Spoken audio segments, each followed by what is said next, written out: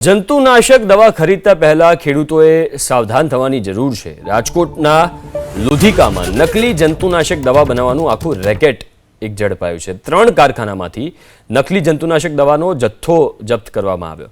એસઓજીની ટીમે 4 આરોપીની ધરપકડ કરી। પોલીસે કુલ 25.07 લાખનો મુદ્દામાલ કબજે કર્યો છે।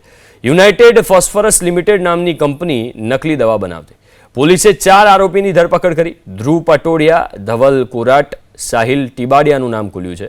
કશ્યપ આકોલિયા સહિતના વ્યક્તિઓના નામ આમાં જાણવા મળ્યા છે। કેટલાક સમયથી નકલી દવા બનાવતા હતા તેને લઈને તપાસ હાથ ધરવામાં આવી છે।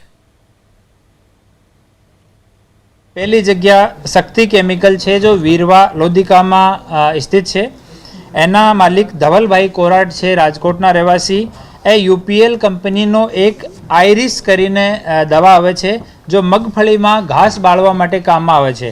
आ आयरिस नी ए कॉपी करीने नाम चेन्ज करीने उनो एरिस ARIS बाकी एनो आउट जो बोटलनी पेकिंग है आ एज इट इज राखवामां आवी। आयरिसनी जगह एरिस करीने आ दवा बेचवामां आवती हती। बीजी जो कार्यवाही करवामां आवी छे आ ग्रीन भारत कंपनी में करवामां आवी छे। आ रावकी में लोधिका पुलिस स्टेशन हद में है। आ कंपनीना 2 प्रोप्राइटर साहिल ટીમ્બડિયા અને કશ્યપ આકોલિયા વિરુદ્ધમાં કાર્યવાહી કરવામાં આવી છે। એ લોકો યુપીએલ કંપનીનો ઓરિજિનલ પ્રોડક્ટ છે સ્ટારથિન, એની કોપી કરીને સ્ટારટાઇન કરી દીધો। ઈની જગ્યા એ લોકો આઈ કરી દીધો અને બાકી જો પેકિંગ છે આ સેમ હતી।